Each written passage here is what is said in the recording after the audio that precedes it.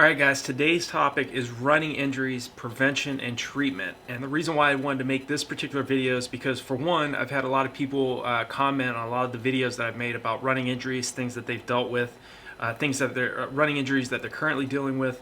And I totally get this because I've had numerous running injuries over the years, and I wanted to create a video where I at least explain some of the running injuries that I've had to deal with myself and some of the remedies and some of the things that I did to overcome them.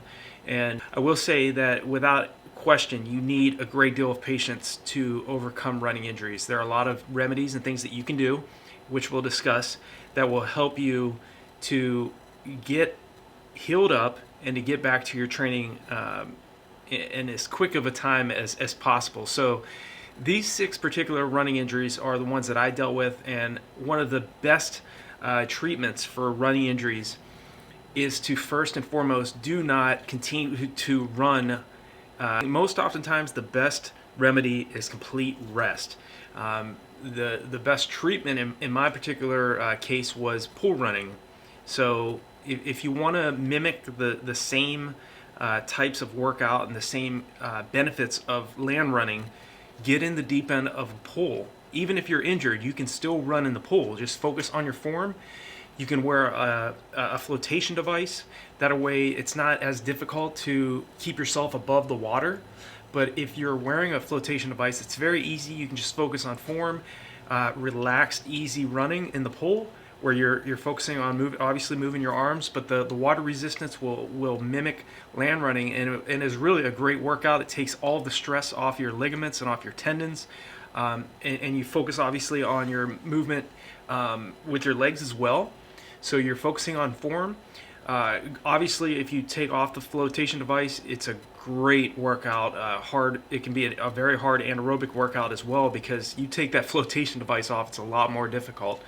But that's kind of like one of the best treatments in terms of being able to still run. And not, I guess it also falls in prevention as well, because you're not continuing to run on the injury and preventing yourself from making that injury worse. So you want to get in the deep end of the pool, and again, wear a flotation device. It takes all the stress off your ligaments. Even if you're injured, you can still work out. But that's probably the top recommendation in terms of being able to still work out and not put any stress whatsoever on any type of injury that you're having, a running related injury like Achilles tendonitis, Patellar tendonitis, something like that. So that is kind of like my top tip in terms, if you're dealing with an injury right now and you still want to work out, is to get in the deep end of the pool and do pull running. Do not whatsoever get out the door and start running and continuing to run on an injury. It's not worth it.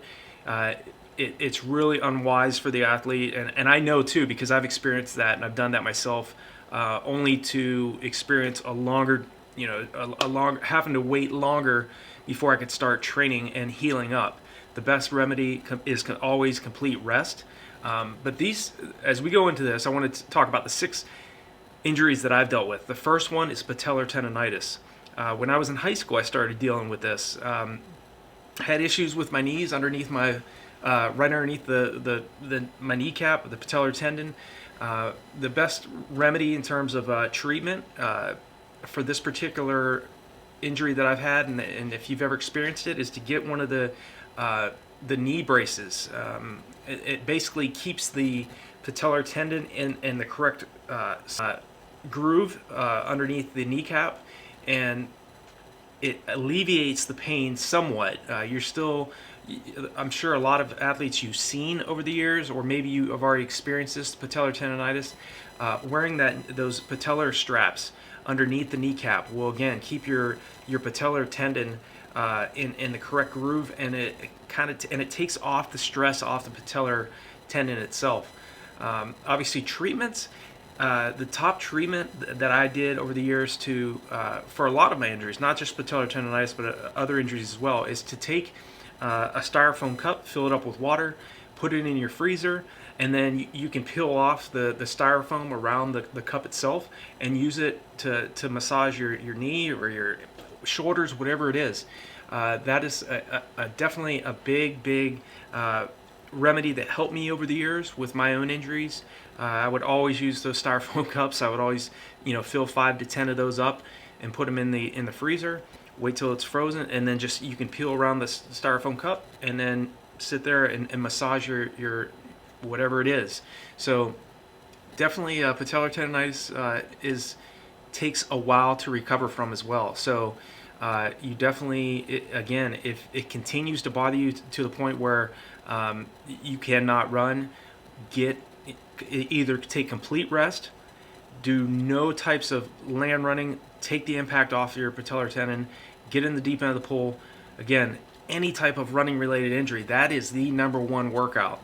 So definitely start doing that if you haven't. Find one of your local gyms and get in the deep end, or if you have a swimming pool and it's preferably 6 foot or deeper, get in that deep end and put a flotation device and just sit there, and you can run for hours if you want. I've spent hours, literally hours, doing long runs, doing real short, hard workouts where I'm pushing hard without the flotation device. So that's a great remedy to take that stress and impact off your ligaments. The second injury that I've dealt with, just like most other athletes, is Achilles tendonitis. And again, Achilles tendonitis is oftentimes even more painful than patellar tendonitis. And again, if you start experiencing Achilles tendonitis, the key thing, I just stress again, do not continue to run on that, because it'll continue to tighten and even become more painful. If anything, don't run for at least 2 weeks. If you are going to get out and do anything and you at least want to move, walk, do not run. Preferably either total rest is the number one remedy. Pool running I would recommend is the number 2. And then if you're going to do anything, walk. Do not continue to run.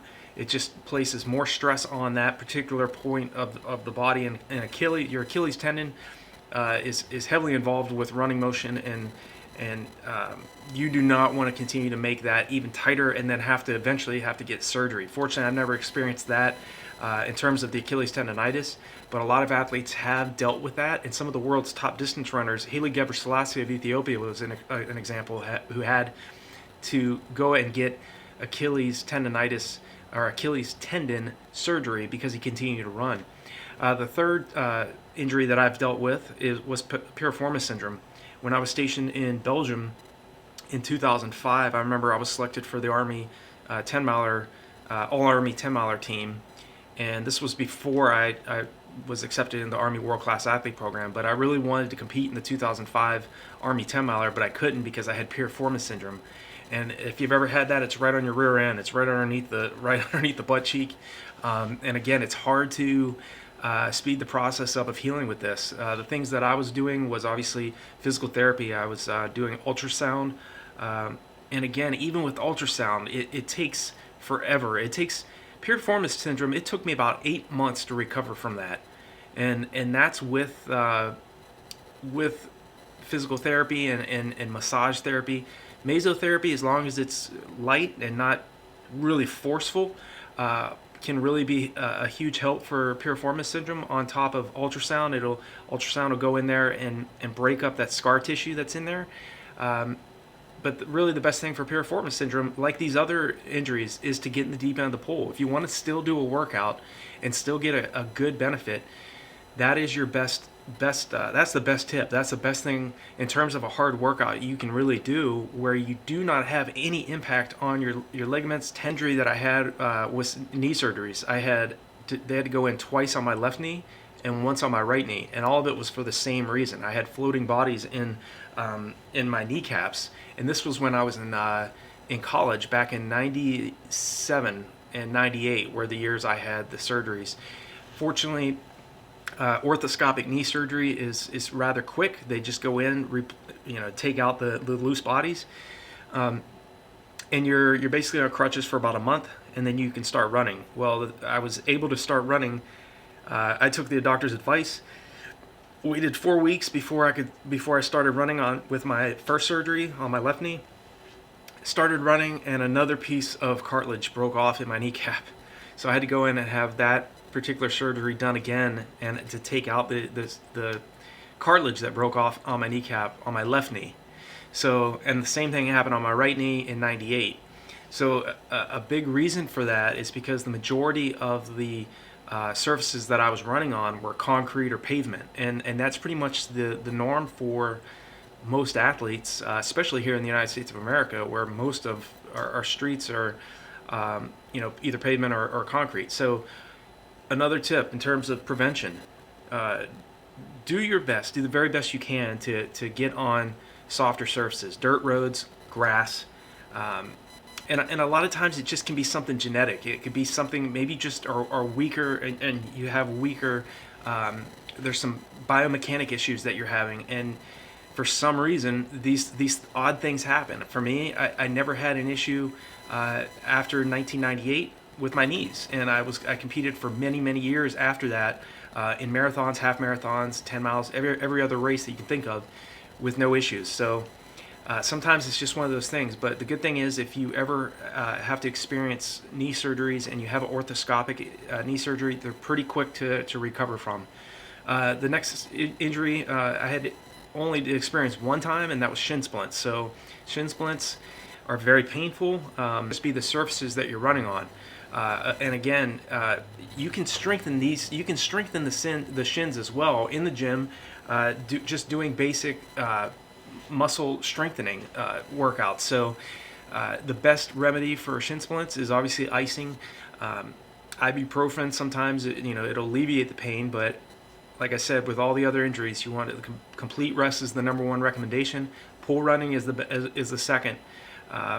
With shin splints, depending on how severe they are, they can be very difficult to continue to even walk on. So often, especially if it gets so bad that you're having issues running and walking, take a month off. It's very difficult to do that, I know, because we want to be out training and we feel like we're going to lose a lot of fitness.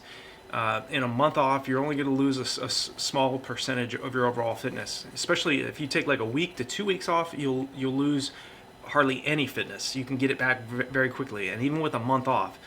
But there is no rushing the healing process with any of these types of injuries. So the body will heal itself on its own time, but you also, if you want to prevent running injuries and you want to speed up the process, do yourself a favor and either run in the pool or take complete rest. And it may be for an extended period of time, but it's better to take that time off completely than to continue to try to run and make the injury either worse or have to extend the amount of time you have to be off because you continue to run on it. So just tough love, but that's the way it goes.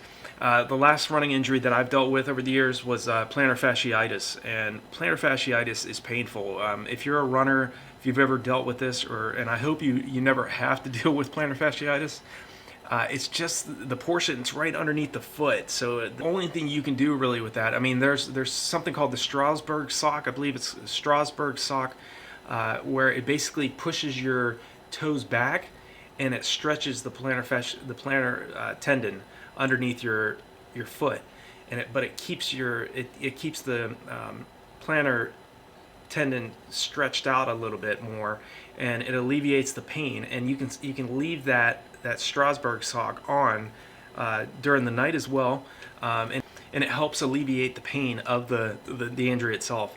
Again, taking a styrofoam cup and massaging underneath your foot, it helps out a lot. And like I said, pool running is probably the best thing you can do in terms of if you want to continue to work out.